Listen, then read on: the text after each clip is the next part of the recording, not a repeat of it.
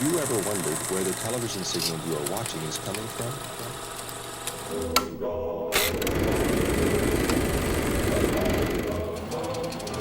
Welcome to True North.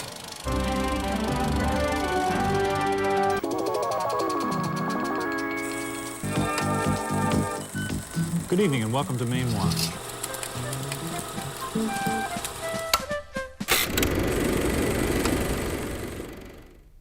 Welcome to From the Vault, a celebration of 60 years of Maine public television.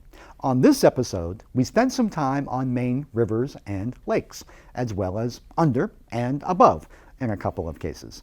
We start in 2001 with the special Flowing Past that looks at the history and then current state of the Kennebec and Dead Rivers. In that show, you will see Steve Longley, who, until his retirement in 2007, operated the Appalachian Trail ferry service in Caratunk. Steve sadly passed away in 2013, but we will revisit the ferry service in a 2020 segment that looks at how the pandemic had affected hikers along the trail. Then we go back to 1998 for an episode of the magazine True North for what lies below Flagstaff Lake. Don Carrigan brings us memories of the town of Flagstaff, now beneath the lake after a nearby dam was built. Then we soar above rivers and towns in northern Maine with a short from the autumn of 2019. Let's start on the river as we go back to 2001 for Flowing Past.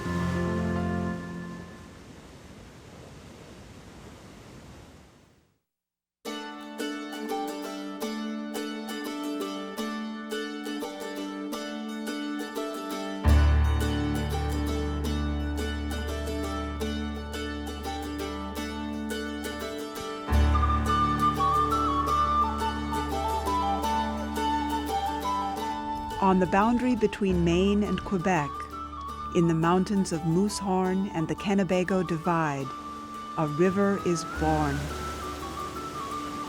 Here, water from winter snow and springtime showers begins its long journey to the Atlantic Ocean.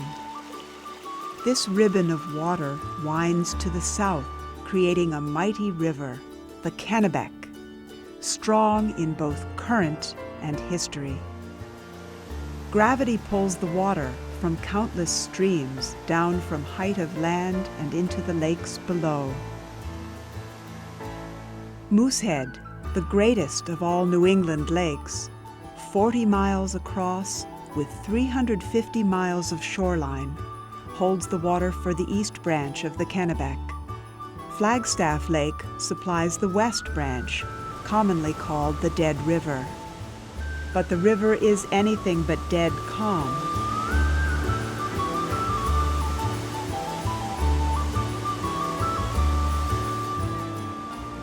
Class 4 and 5 rapids on each branch thrill ecotourists with some of the best whitewater in North America.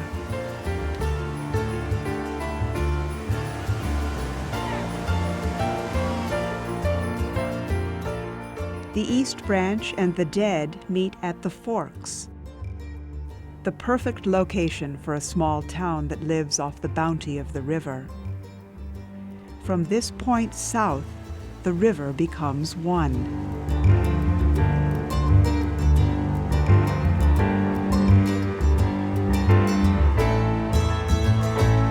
For over 230 miles, the flowing water gives life to the land, through towns like Bingham, Skowhegan, Waterville, Augusta, and Bath, and finally to meet the Gulf of Maine at Popham.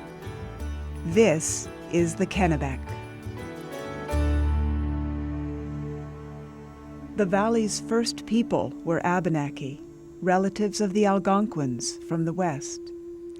The river provided nourishment, transportation, and spiritual strength to their people for thousands of years. Over time, the river and the people came to be known by the same name, Kennebec. The river connected one generation of Kennebecs to the next. Ancient etchings in the rocks along the shore, called petroglyphs, tell the story of these Native Americans. When winter snows descended upon the river, the Abenaki would retreat inland to the headwaters near Moosehead Lake. Despite the harsh weather, deer and moose flourished here, providing food and clothing to the earliest people who called the Kennebec their home. In the spring and summer, they left the deep woods to the mosquitoes and black flies, and canoed to the river's mouth. Here, estuaries provided an abundance of fish and seal, and the dramatic retreat of the tide left shellfish for the taking. Unlike Maine's native inhabitants, the first European settlers tried to build a permanent home on the lower Kennebec, a part of the river they called Sagadahoc.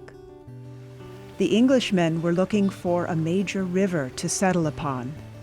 They believed it would be rich in resources and close to native people, a place where they could trade for furs and supplies. They might even find the elusive Northwest Passage through North America to the Far East.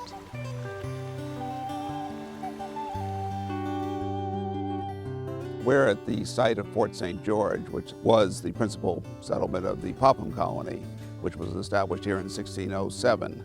But the colonists gave up about a year later in 1608, the fall of 1608, and went home. What we're doing is excavating this site, which is quite unique in that it was only occupied for a year and was not reoccupied for a couple of centuries, so that it is a very good archaeological exploration. We have what is essentially a time capsule here.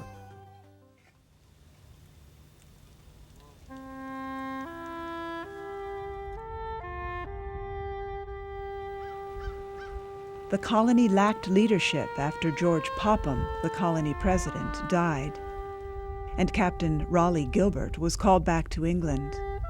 The remaining men knew they could not last another winter, not without the help of the Abenaki, a people who had grown increasingly wary of the English.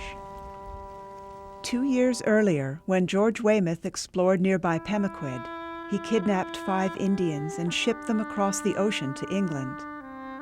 One of the kidnapped, Skidwaries, returned as part of the Popham expedition, but abandoned his post as translator and returned to his people the first chance he could get.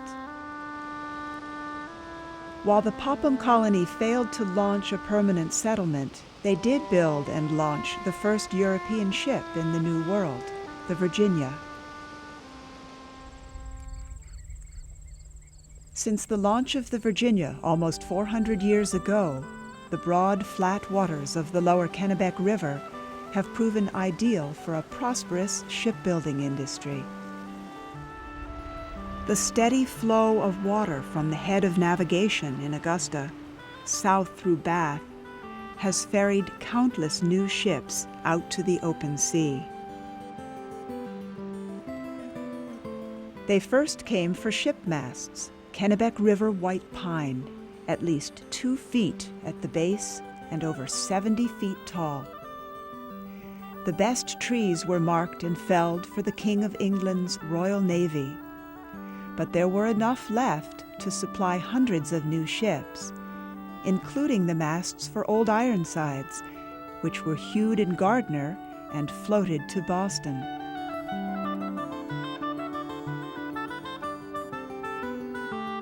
Harvesting trees for the mast trade served a dual purpose. As trees were cut along the banks, Kennebec Valley land opened up for shelter building and agriculture. In practically every town along the river, sawmills used the remaining logs to produce boards, barrels, staves, and shingles. This early lumbering provided the means for building the first settlements. The seemingly endless supply of wood and the gradual slope of the riverbank helped turn the small towns along the lower Kennebec into shipbuilding titans.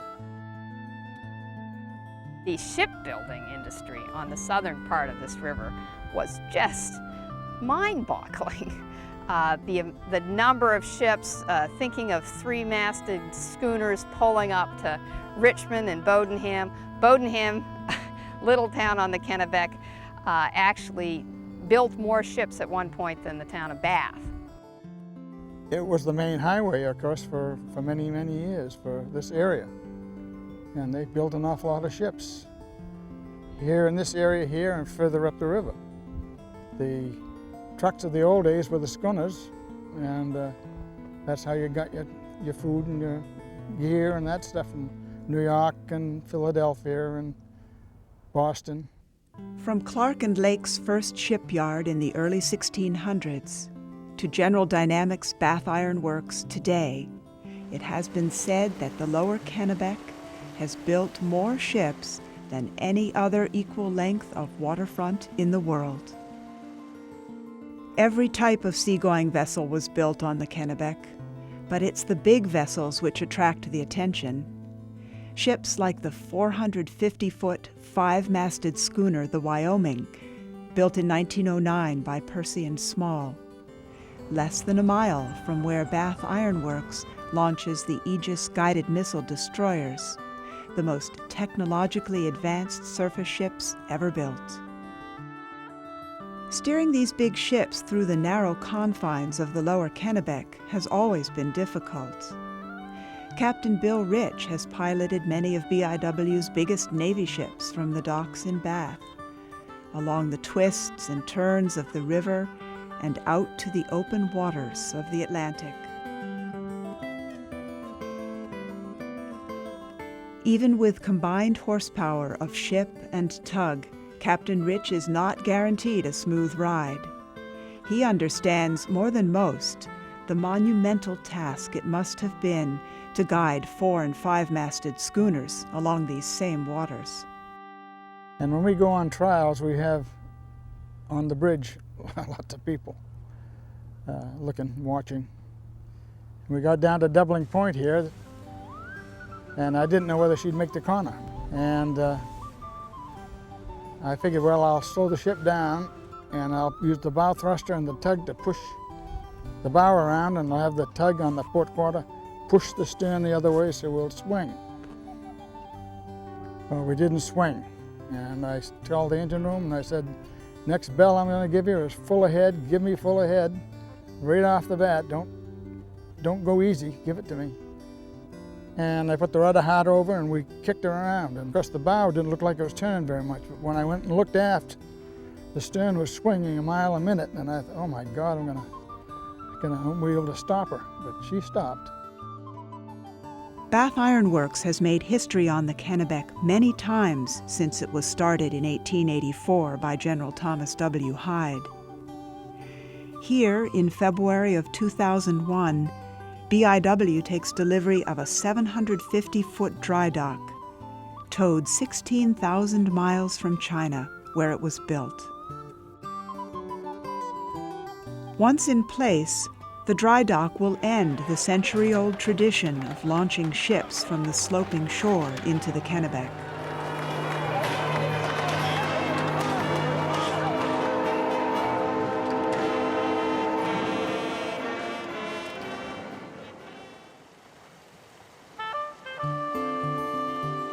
It's a beautiful river, and it's real lovely to get down. We have eagles. We had eagles, still do, that follow the ship down on one side. They'll follow you all the way down to the end. When they cross the bow, we'd say that gives sign of good luck for the ship. It always made the captain feel good. He's going to get that good luck ship.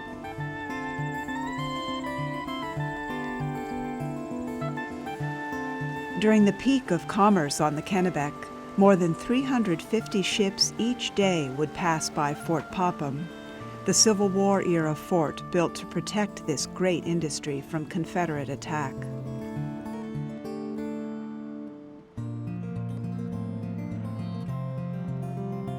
The earliest fort on the Kennebec was built in 1754, more than 100 years before the Civil War. It was called Fort Western, and it continues to stand today as the oldest wooden fort in New England. It was here at Fort Western that Benedict Arnold began his disastrous assault on Quebec in 1775. During the American Revolution, Arnold and his 1,100 men sailed up the Kennebec to Augusta, where Major Reuben Colburn was hastily constructing a special kind of riverboat called a bateau. Reuben Colburn had 30 days to build these bateaus. He built 200 bateaus in 30 days for this expedition. This expedition was a hurry-up thing.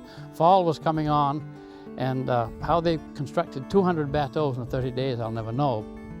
With winter approaching, Arnold led his troops against the strength of the Kennebec, then overland to the Dead.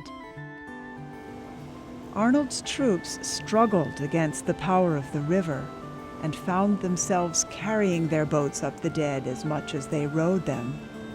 A third of his whole battalion had turned around and gone home because of sickness and lack of food. And when they got to this point, it was either make or break, either go through or turn around and starve on the way home. So they wanted freedom pretty bad. Everything they had was at risk, and they kept going.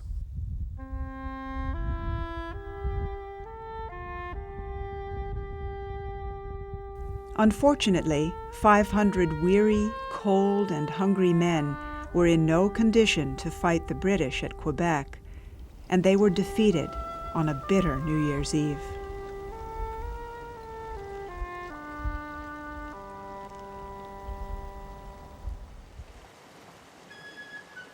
The Kennebec has always been a liquid road for people to move about, whether they were covering great distances up and down the river, or just trying to get across on one of the many ferries from Gardner to Randolph. Many types of craft have been used, but none quite as versatile as Mike Kiernan's jet boat. Starting in the late spring, he ferries tourists along the Kennebec, sharing with them the wonder and beauty of this majestic river. It's a very economical way to give people an opportunity to get out on the water and enjoy it. And one of the advantages that's unique to this part of the Kennebec River is that the experience is visually very contextual. Day's Ferry that we just passed is a small village on the shore of the Kennebec in Woolwich. Day's Ferry was one of the early ferry crossing locations in this part of the Kennebec because the distance from the shore on the Bath side to the Woolwich shore in this instance is very close, probably about 3 football fields across. And so in the 1700s, they didn't have steamships or motor-powered vessels, so they depended upon crossing with oars and sails and so on. Early bridges were built and rebuilt as construction techniques and stronger materials allowed engineers to design longer spans. In 1927, the completion of the Carleton Bridge between Bath and Woolwich was the first bridge across the Kennebec capable of supporting a train. The townspeople of Bath and Woolwich celebrated again in 2000 when the new Sagadahawk Bridge was completed in time to greet the next millennium. But there is still at least one crossing that remains true to its roots, the Appalachian Trail in Caratunk.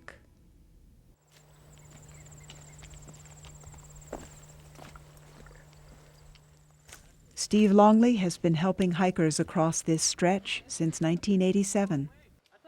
River to base camp, come in please. The Kennebec, it's the only place on the trail where they have a ferry service. So that part of it makes Maine a special place. And Maine is indeed one of the best places to hike on the whole trail. A lot of people look forward to the Kennebec River. Everybody looks forward to Maine. The hiking's incredible. It's the first spot on the trail where you're just dabbled with lakes, ponds, rivers, and water you just love the water. It makes the view spectacular from a mountaintop. Steve will help about 1,500 hikers cross the Kennebec this year, the only river on the Appalachian Trail with a dedicated ferry guide.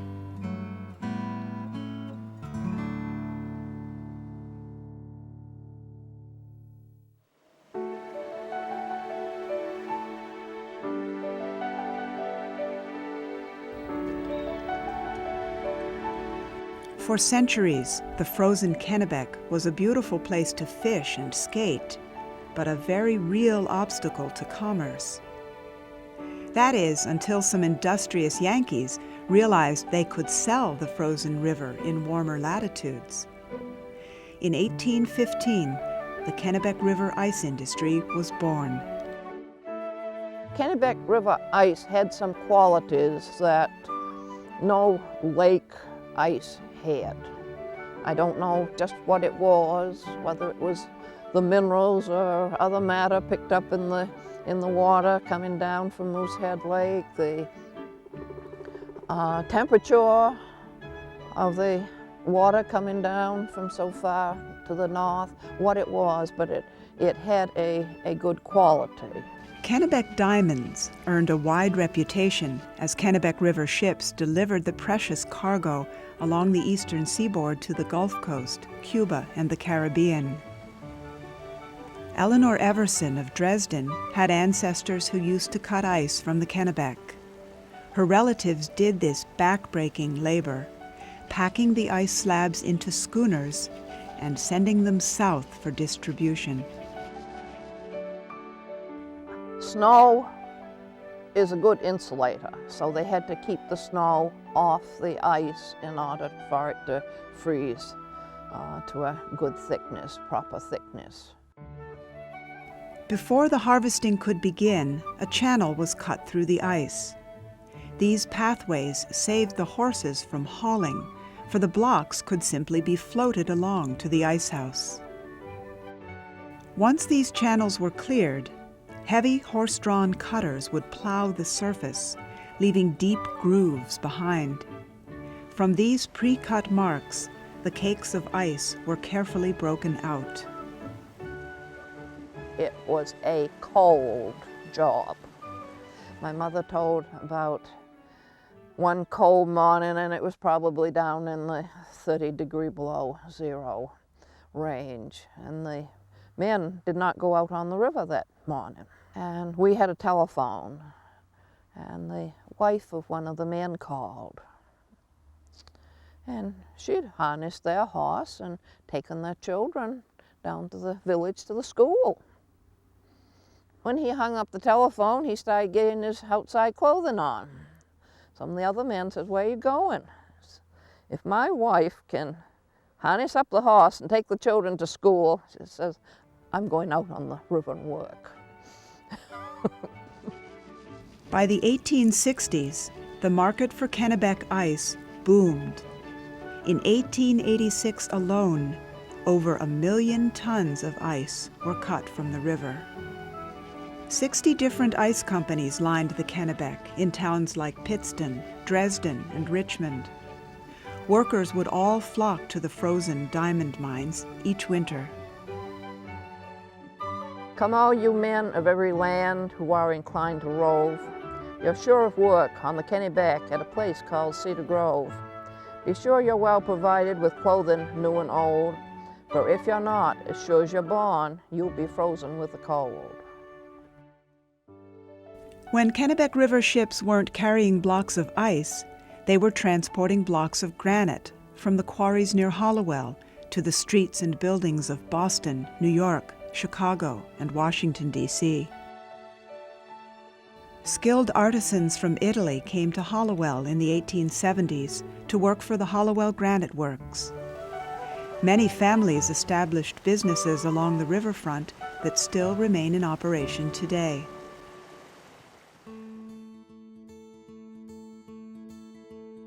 By the early 1900s, the cutting of blocks of ice and blocks of granite faded, but the lumber industry continued to prosper. Logs cut in the winter months were stacked on the river ice until breakup in the spring, when the men of the Kennebec Log Driving Company, or KLD, would take over and float the logs to the various mills. The Madison Bulletin reported in July of 1887, "There were 150 million logs in the Kennebec Drive this year, the largest drive known to date."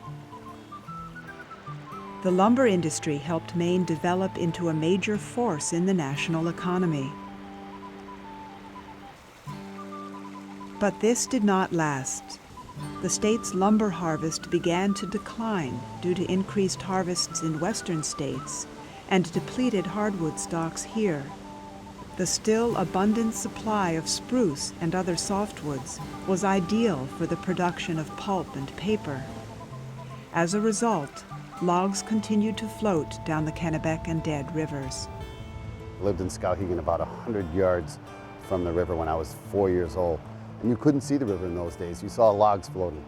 I mean, they were jammed up so tight for miles and miles, you couldn't even see the water. The old log drive days, oh, they brought the rafts of pulp down the lake in booms and passed them through the log sluice into the river and down through.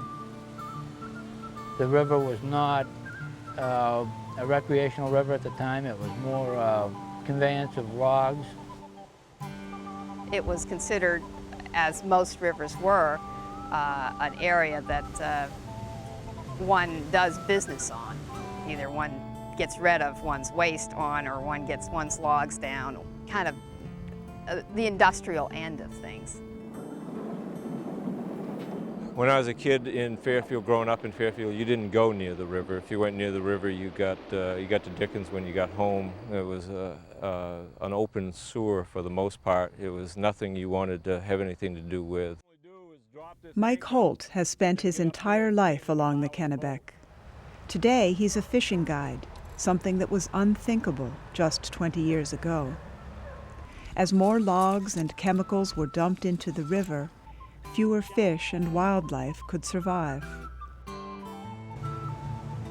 In 1976, the Kennebec Log Driving Company floated the last logs down the Kennebec. The practice was deemed harmful to water quality. With the passage of the Clean Water Act in the 1970s, the community came together to restore the Kennebec to its natural beauty and clarity. It started from some pretty serious fishermen.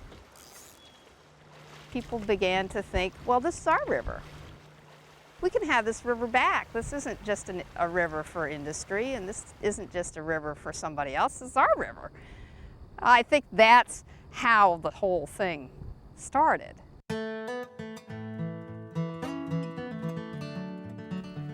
Like so many things we have put into the river over the years, many people think it's time to remove some of the dams. The Edwards Dam, originally constructed in 1837, was removed in 1999, restoring the Kennebec between Augusta and Waterville to what the river was like in the early 1800s. Today, Betsy Ham at the Natural Resources Council of Maine is turning up evidence that the breaching and removal of the Edwards Dam is having a positive impact on the flora and fauna which call the Kennebec River home. The thing about this river is that it wasn't a river when the dam was in. It wasn't a lake, the water's moving too fast, but it's too deep for a river. So you've got this kind of an in-between system that doesn't, it's not very good for life. And as soon as the dam came out, it was a river again. It moved more quickly, it was more shallow, more oxygen was able to get into the water, and the comeback was almost instant. In fact, within months of the breaching, the water quality rebounded from barely making the grade as far as okay water quality to very good water quality. And the really interesting thing is it's keeping changing its personality. If you went out last fall, there was a lot.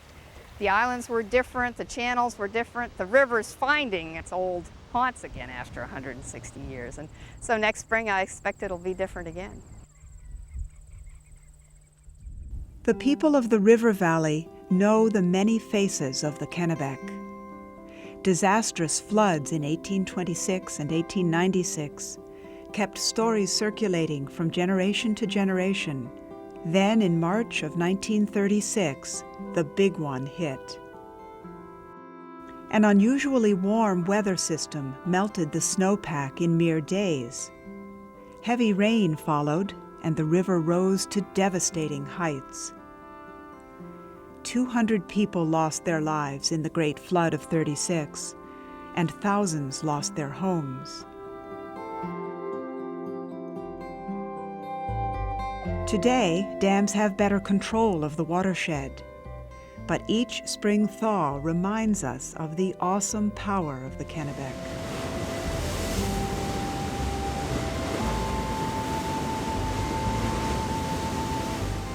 Flood control is a big benefit to the people who choose to live in the Kennebec River Valley. But the companies which own the dams know they have a responsibility to the wildlife as well. Biologist Bill Hansen collects data regularly to help determine the impact dams have on the wildlife living along the river.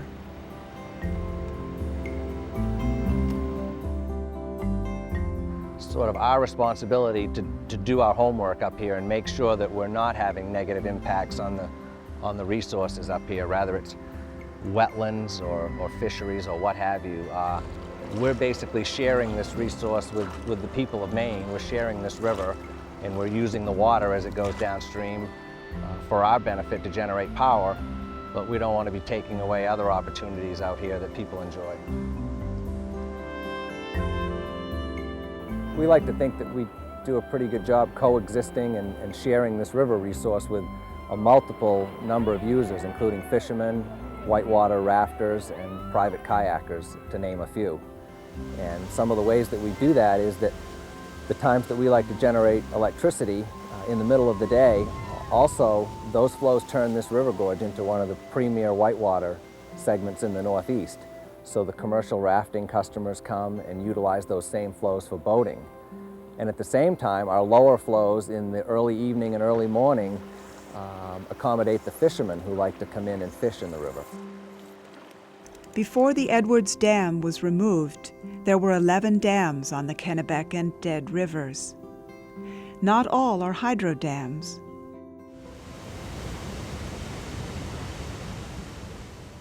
The Long Falls Dam, for example, is a storage dam. It holds back the Dead River, forming Flagstaff Lake. The lake is named for the town that was disbanded and then flooded in the 1950s. In order to provide a ready supply of water for the Wyman Dam downriver.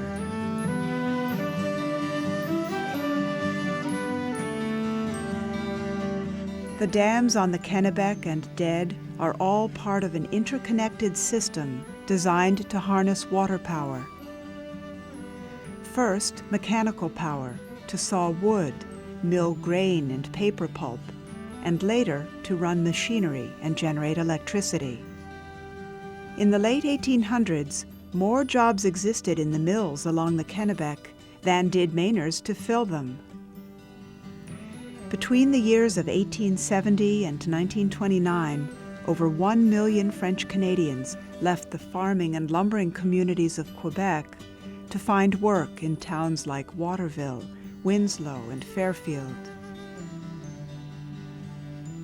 Today, Franco-Americans represent 1/4 of Maine's population. Many of the former industrial uses of the river have now disappeared, but the hydro dam systems continue to operate because they can better coexist.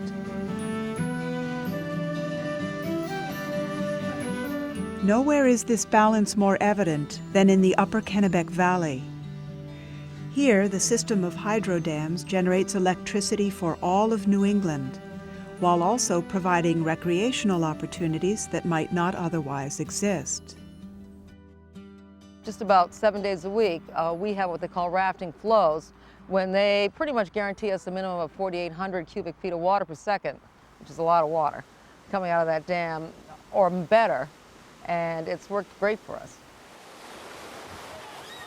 The Kennebec is big fun every day.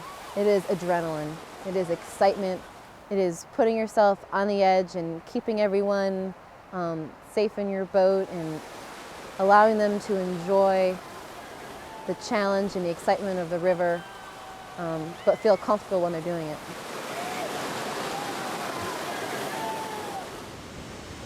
Benedict Arnold and his men made slow progress up the Dead River. More than 2 centuries later, this wild stretch of water now attracts thousands of rafters every year, and they move much faster.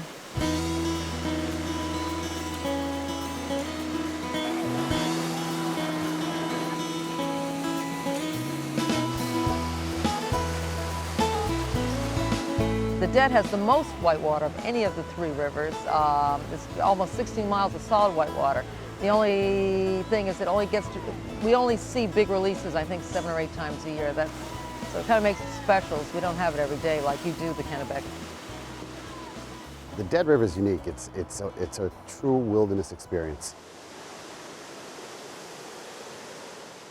It's considered one of the best rivers in North America.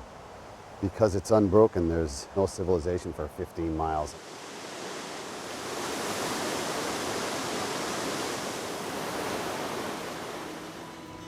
Well, the great thing about the Dead is that it starts off easier and it gets bigger as you go. So for people who haven't gone before, or even veterans of whitewater, you get used to it. You build into it, you learn how to paddle, you learn to work with a team of paddlers that you're with that day, and then by the end of it all, Poplar Hill Falls is the biggest rapid, and all the excitement is right there.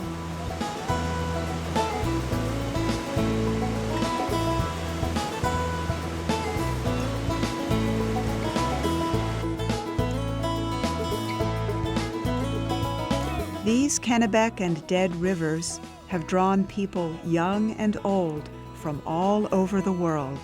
Whatever the reason, for many, a visit to these rivers is a source of rejuvenation.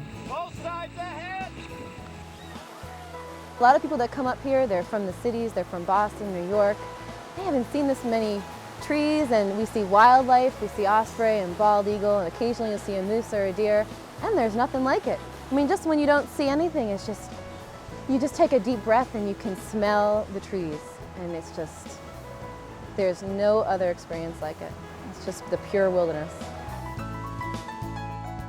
I think people really enjoy coming up here because of the beauty, the excitement, and nothing they love better than to bring more people back. They got to show their friends. They like to come in groups and to show them what they have experienced.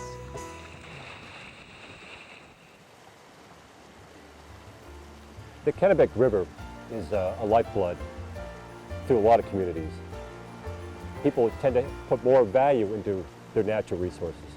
They don't take things for granted. It isn't clean because someone took it for granted. It's clean because the energy is there, and the people, the dedication of people to preserve, to improve the condition of the river. It's constant. It is a mirror of ourselves, how we treat the surroundings around us.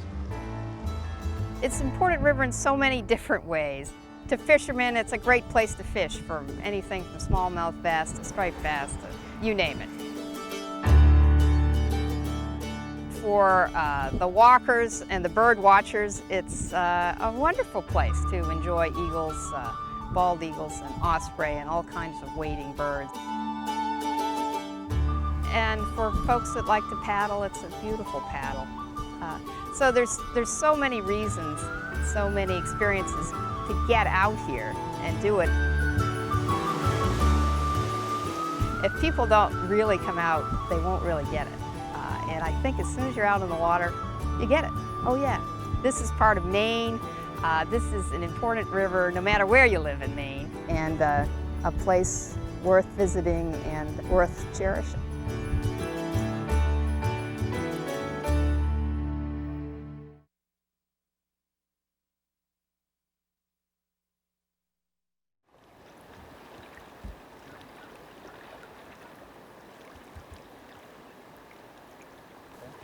Maggie, come on, let's go. He's known as the ferryman. Good girl. And from the end of May to October, he and his four-legged assistant Maggie shuttle hikers from one side of the Kennebec River to the other. Sit down. Sit down. Good girl. In fact, his weather-beaten 17-foot Old Town Tripper canoe is the only sanctioned means to cross the river. There's even a white blaze on the inside that officially marks the trail. And so we have a blaze in the bottom. Everybody likes to see the blaze. Yeah, some people like to touch every blaze. They'll touch that one. But this year, when they touch the blaze, I'll put a little hand sanitizer on the hands right after. It's only about 100 yards across the river, but there's a reason that the Appalachian Trail Conservancy pays Greg Caruso to offer the ferry service free of charge. Since the origin of the Appalachian Trail in 1937, this crossing has depended on a ferry. That's because the swift-moving Kennebec River cannot be safely forded. When dams upstream release water, the river here rises several feet in a matter of minutes. A registered Maine guide, Caruso's had the job for the past 5 years, but full-time ferry service has been in place since the 1980s, after an experienced hiker carrying her pack attempted to cross on her own. Alice Ference was swept away and drowned. Her death and other near misses haven't stopped others from trying to do the same. Well, every year some people decide to try and ford the river, and I'm sure some are successful, but I hear horror stories all the time each year, probably a handful of them, because a friend of mine lives down around the corner. He's had to go out and rescue a few people that have tried to cross here, when the water's been up.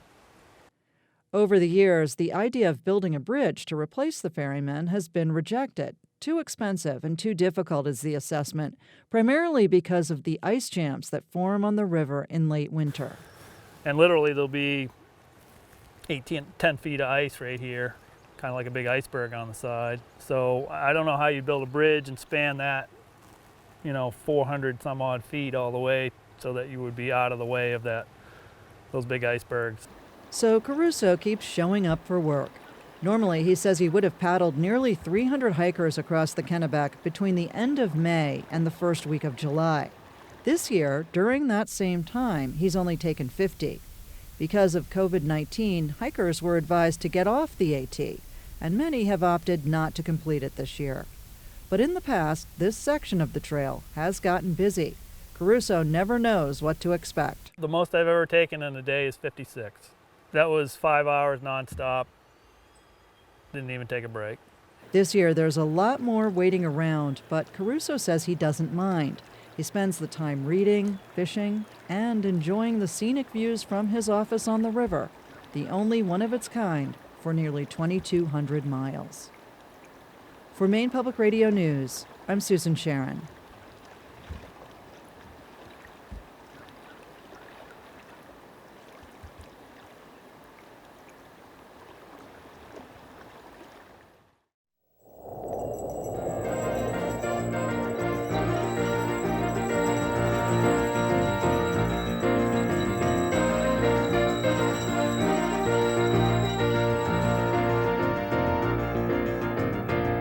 Here's the host of True North, Patsy Wiggins. And now you're about to meet some Maine people who lost their hometown. Their town is Flagstaff. It no longer exists.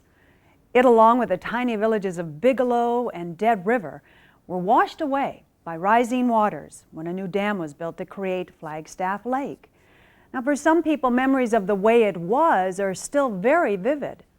Producer Don Kerrigan went in search of the village that used to be, to find the people who used to live there, and to cruise the lake to see if there are any remnants of what is Flagstaff remembered. It was very friendly, like a big family. I remember how friendly the people were. It was all like one big family, and people helping each other when necessary. Everyone really, really regretted having to go.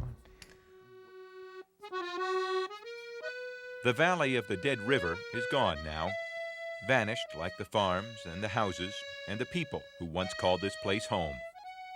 Replaced by a big lake, replaced on the map, but not in the minds of those who grew up here. If you had stood on this spot, could you look down there and see the village from Yes, here? it was all farms.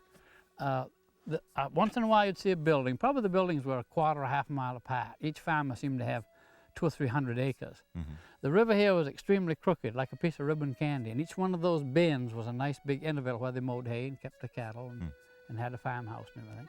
But the village was over near the other shore there. Duluth Wing remembers his hometown like it was yesterday. He grew up in this house in Flagstaff, a community of several hundred people. A few miles away were the smaller villages of Bigelow and Dead River. Small, but very nice. Mm-hmm. It was like she said, one big family. Jerry Bandlau and her sister Beulah Davis have fond memories of Flagstaff. But it is a sad story about the town of Flagstaff, what happened to it, and how it got flooded. The people of Flagstaff, you see, had the bad luck to live in the path of progress. A group of businesses headed by Central Maine Power Company decided the Dead River should be dammed to generate electricity and control flooding, they said. Little happened for years. The Depression came, then the war. But shortly after World War II, the dam project began in earnest. Lumber crews cleared the woods. CMP began buying houses and farms. And the people went. Some willingly, others, like Hilda Ames, went carrying a grudge. We felt like they were pushing us out. And we resented Central Maine very much. There was a final Old Home Days party in 1949, a gathering of all the townspeople, to dance once more, to look at each other, at those faces and friends so familiar, and to say a last goodbye. And when they had packed up their clothing and furniture and photographs, the people of these three towns packed up their dead. From the cemeteries of Flagstaff and Bigelow and Dead River, those who had founded the towns found a new home. Then the water began to rise, and in the spring, Flagstaff was gone. Those who can come back each summer for Old Home Days. They gather in the tiny chapel built with lumber from the town, with the stained glass windows and the pews and the bell from the old church in Flagstaff. They celebrate each other and the shared memories of homes they can never see again. But we have our memories of Flagstaff, that's why we're here today. Over the years, has it seemed odd to come from a town that doesn't exist anymore? Yes, it's rather a strange feeling, yes. The old piano doesn't play anymore, but Flora Shaw and Eleanor Burbank remember dancing to that piano in the hall above the old store. Oh yes, we'd rather dance than eat. Yeah, the main street of Flagstaff is right under us here. Full lake, I think there's 12 feet of water over the Tad Road here in the town of Flagstaff. Duluth Wing is closer to Flagstaff than most. He has been chosen to name the islands in the lake. And over the years, he has wandered the shores and the islands, looking and remembering. Was it a pretty valley? Very much so, very pretty. As you look at pictures now, it was just beautiful, you know, serene. And we didn't have any money, but we were rich and didn't know it. We've named it Schoolhouse Island. If you ask, Du Wing will show you the cellar of the old Flagstaff schoolhouse. The cellar was also the gym where they played basketball. And sometimes, when the generator was having a tough night, the lights could get pretty dim. There was about 4 to 5 or 6 kids in each grade. We had 12 grades. I'd say when I was a kid, there was 70 or 80 kids going to school here. And over east of Schoolhouse Island is a little rise they call Jim Eaton Hill. This is where Pearlie Stevens had his farm. He got his money and moved out, but he was never happy, no more than some of the other people. Some of the people were happy to move. There was no money in town, and they took the $1,500 they got for the farm and moved out of town, you know. I think my father, he was a very quiet person, and I think he held a lot of it in. Pearlie's daughter, Ruey Stevens Baldwin, grew up on this hill. I think the older people were really shook them up. And also the young kids. I know one of my cousins was 5. And that's when he started stuttering, when we moved out. And a few years ago, an odd thing happened. The business that owned old Jim Eaton Hill decided to sell. Du Wing found out and told Ruey Baldwin. They each managed to buy a piece of land and build camps. What a beautiful place. Yes, we think so. Almost 50 years after they and their families and friends were forced to leave, Duluth Wing and Ruey Stevens Baldwin are back, the only residents of the town where they were born. And we didn't realize at the time perhaps how beautiful it was, you know. A few years ago, they drew the water down. So it was practically in the old riverbed, and we could walk down through the streets. And while you'd see the foundations really there, in your mind, I think, or your heart, you could see the house. They are back in the shadow of Bigelow, back in the peace and beauty of the Valley of the Dead River, back in what for them will always be the town of Flagstaff. I'm Don Carrigan for True North.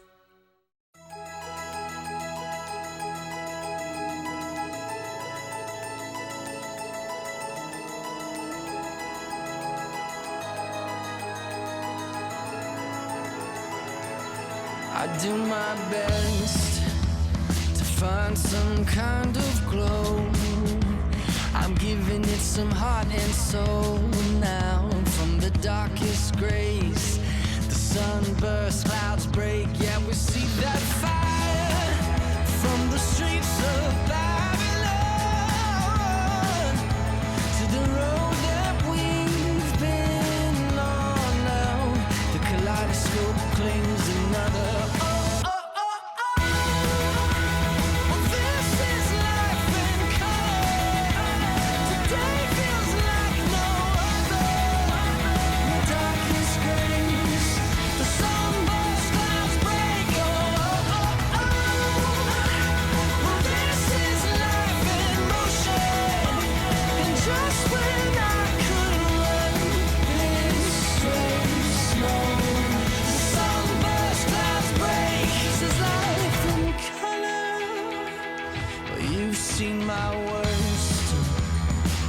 You see some hope in me. The black and white set us free, like the queen to the rook. Your decision was a sure thing, honey, yeah, a sure thing. No wonder I feel like I'm missing a heavy load. But no matter what daylight brings to us, we all know.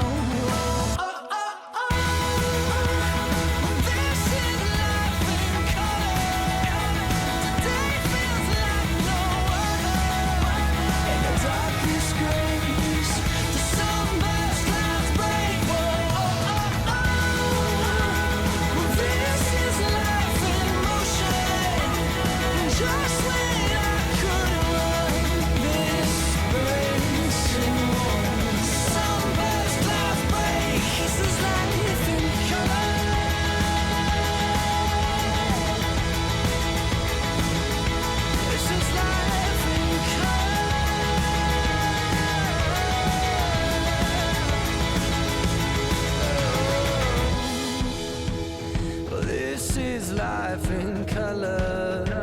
Today feels like no other. From the darkest grays, the sunburst clouds break. Whoa, oh, oh, oh.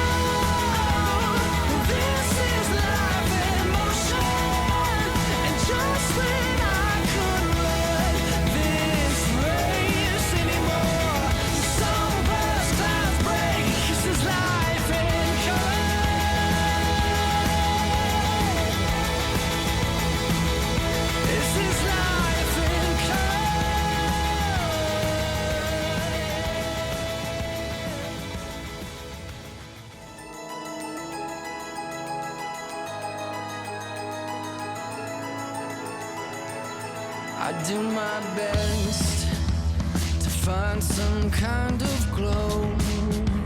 I'm giving it some heart and soul now. From the darkest grays, the sunburst clouds break. Yeah, we see that fire.